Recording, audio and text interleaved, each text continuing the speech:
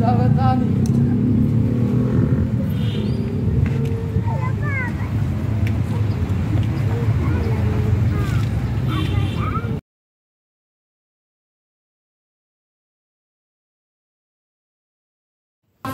Jalan Salib.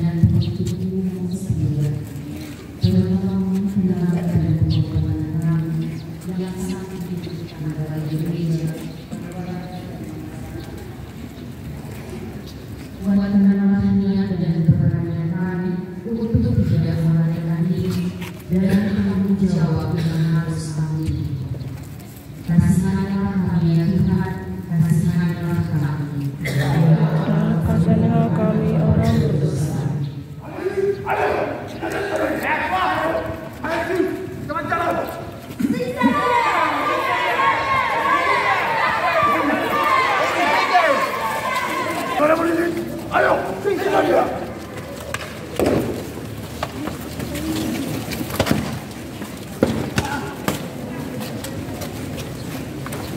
Hei, raja orang Yahudi, ayo bangun. Ayo siksa dia.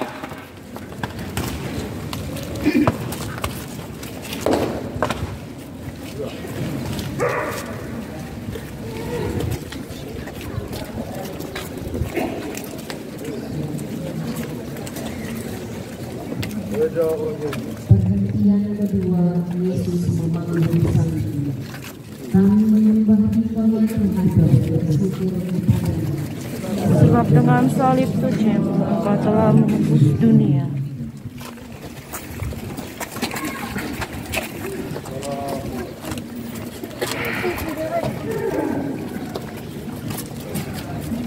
Datanglah ini. Yesus, wah, buatlah mujizat-Mu kepada kami, supaya kami semua percaya kepada-Mu. Ayo kau salibmu. Lihatlah para pengikut ini. Mereka sendiri yang menyerahkan Engkau kepada kami. Ayo, pukul dia. Ayo kau salibmu.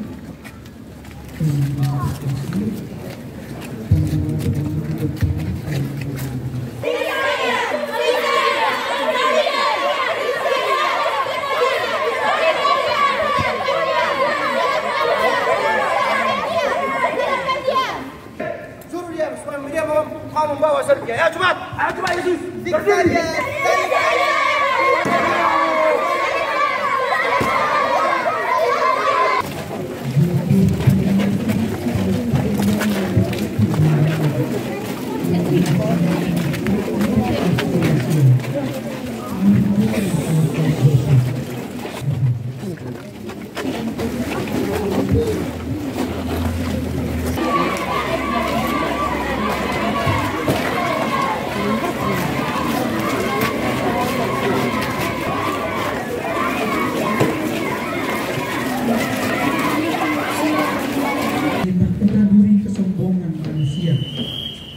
Benda beraktivitas tak tertahankan, pedih dan luka teramat dalam mencekam jiwanya.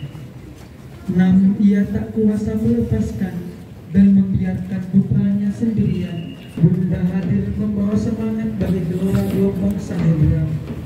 Ia mempertahankan jika cinta pada putranya.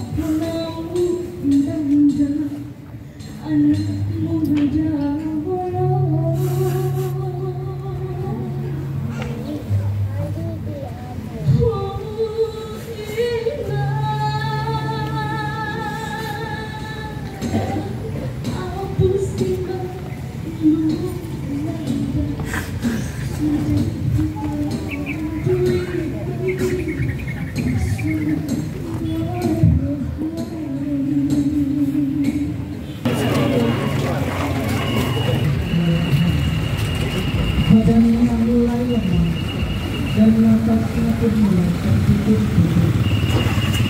Yesus tidak sanggup lagi menghidupkan orang. Para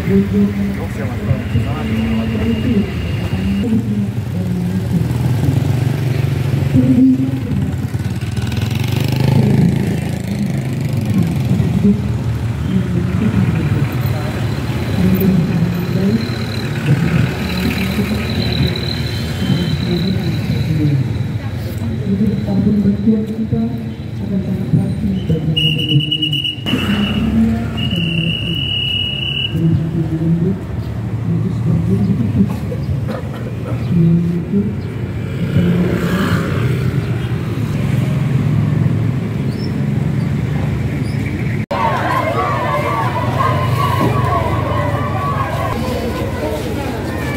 bagian yang ke-6, Veronika mengusap wajah Yesus.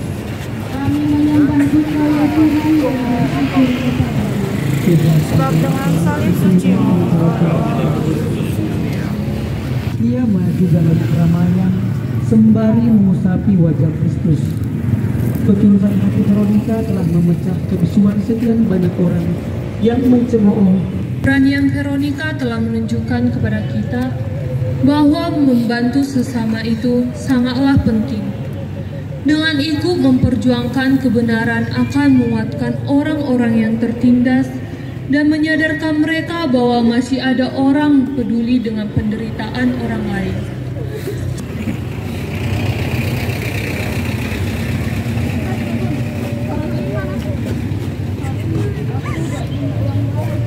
Masa nggak ada?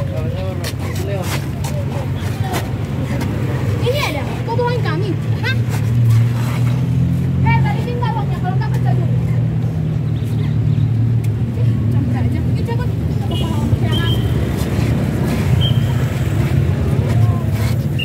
Seperti teladan Veronika, ternyata di zaman sekarang ini masih ada orang yang dengan tulus membela mereka yang lemah. Semoga dengan teladan Veronika semakin membangkitkan semangat kita untuk melindungi mereka yang lemah dan tertindas.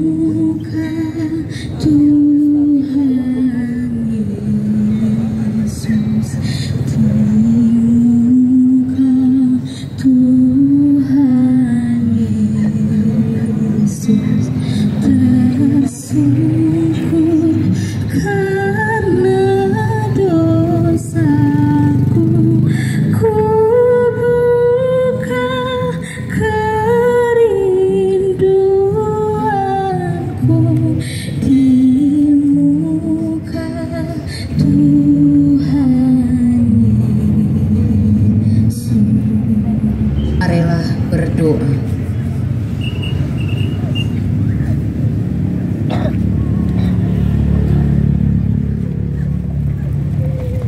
Ya Tuhan, di tengah dunia yang semakin tak menentu ini, ada berbagai peristiwa ketidakadilan yang kadang terjadi di depan mata kami sendiri.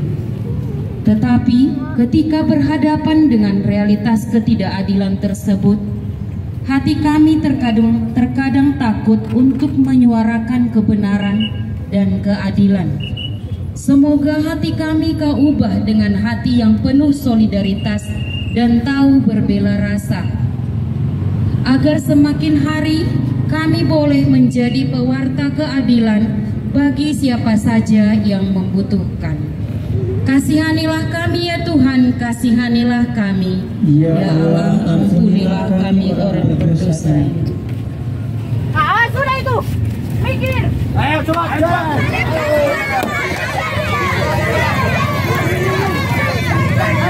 Perhentian ketujuh, Yesus jatuh kedua kalinya.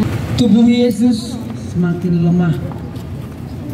Tenaganya terkuras karena penganiayaan dan perjalanan yang semakin berat. Meskipun telah ditolong oleh Simon dari Kirene, Yesus jatuh kedua kalinya di bawah salib. Terlampau berat beban penderitaan yang harus dijalaninya. Yesus berusaha bangkit kembali dengan sisa tenaga yang ada. Terlebih karena didorong untuk menyelesaikan kurbannya. Bertahan dalam perjuangan yang tidak enak bukanlah hal yang mudah. Seringkali kita putus asa ketika tidak cepat mendapat hasil dari perjuangan. Bahkan kita cenderung mencari jalan pintas. Yesus mengajarkan kepada kita jalan salib sebagai perjuangan dan kesaksian hidup kita. Dalam jalan inilah nilai kurban menjadi nyata bagi kita. Yesus jatuh lagi di bawah salib. Dan kejatuhan Yesus makin menambah rasa sakit yang dialaminya. Ia jatuh karena kedurhakaan kita, karena dosa-dosa kita yang tidak kita sadari. Seperti membicarakan kelemahan orang lain di muka umum, dan bahkan mengasuh banyak orang untuk membenci orang lain, seperti yang terjadi di lingkungan kita saat ini.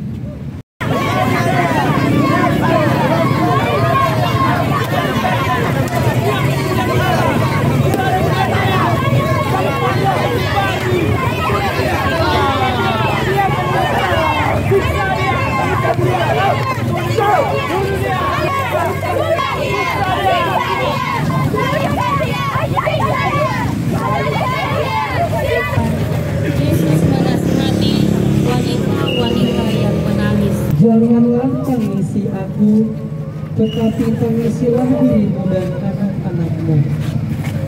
Yesus menegur wanita-wanita yang melakukan penderitaan. Yesus tidak menghendaki simpati, ratapan, dan tangis. Kemauan untuk terlibat dan ikut dalam salibnya. Ada kata-kata dan air mata. Lebih baik merubah diri daripada menangisi dosa kita. Kasihanilah kami ya Tuhan, kasihanilah kami.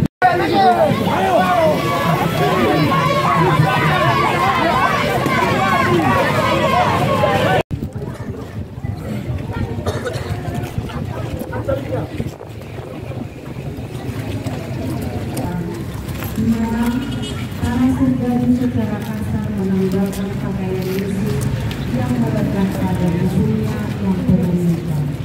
Tubuh tunggal dan perkataan itu tampak sedih.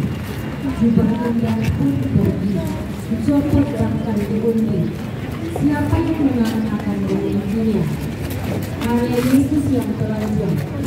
Di Kalvari, tubuh Yesus juga ikut sepi. Kehilangan harga diri, kehilangan pakaian kebesaran, kehilangan kita, lantaran mengundi separuh dari cintanya untuk kita. Membuang undi adalah menjual Yesus sekali lagi. Yudas sungguh menjual Yesus dengan 2 keping perak, dan para terdahulu menjual Yesus dengan 1 kali undian. Tetapi hal terbesar yang diberikan Yesus adalah sebuah ketelanjangan. Ketelanjangan yang suci, sungguh manusia. Kerjamu adalah juga mencopot harga diri, mencopot keindahan, meniduri rasa bangga untuk kemenangan yang sementara. Mari kita lihat apakah ketelanjangan Yesus itu adalah juga ketelanjangan kita. Kita hanya berani menelanjangi diri kita, menelanjangi sesama saudara, menelanjangi sesama yang ada. Sejauh kita menelanjangi yang lain, kita lupa melihat ketelanjangan kita yang syarat dengan tidak suka, benci, iri hati. Orang Yahudi. Mari kita lepas saja. Ayo, udah terus. Hei, Raja. Kalian telanjang. Gak tahu malu ya.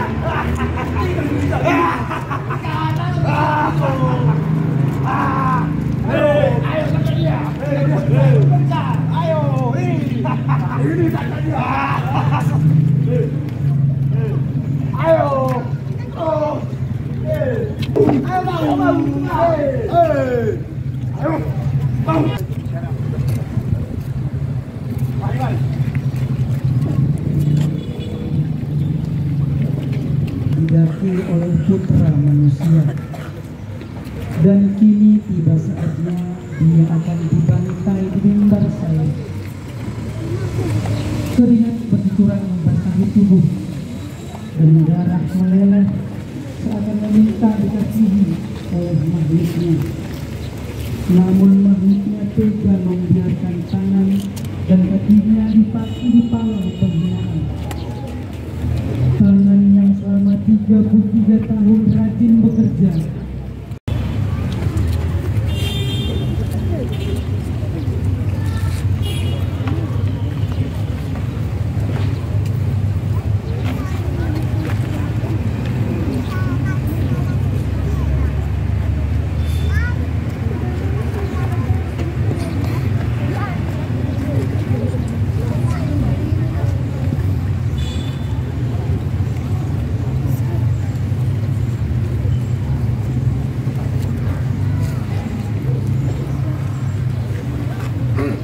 Yang ke-12, Yesus wafat di kayu salib.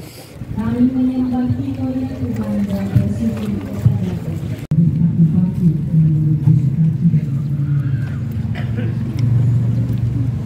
Lalu mereka memberi dia minum anggur bercampur penuh. Seperti yang mengucapnya, ia tidak mau minum.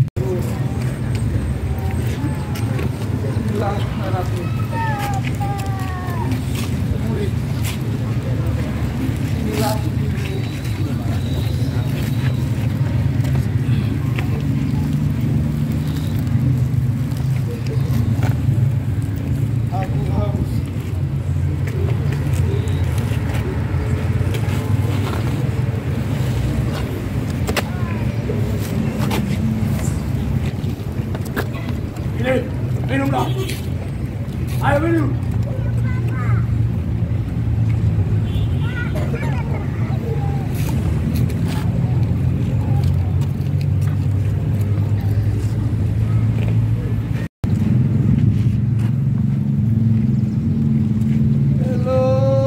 Eloi. Lama sabachthani.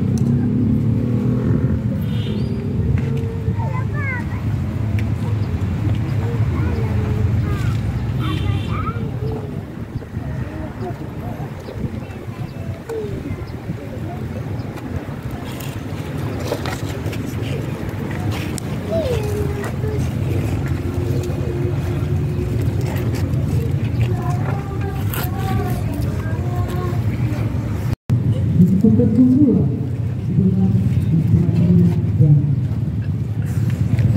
adalah bidang senjata, bunga-bunga menari oleh kembang warna-warni dan daun hijau kembali. Tuhan pembantu juga yang diberikan pada petani. Ladang dan kampung tak lagi sepi. Kita menunggu kita kepada pohon-pohon. Mereka berteriak. Saya tidak salah. Saya tidak salah. Berkutuk kita. Saya itu ia lakukan. Mungkin menjadi pelajaran itu hanya adalah bagaimana berkesempatan dalam menghadapi sebuah persoalan cukup mengurangi pasti kita.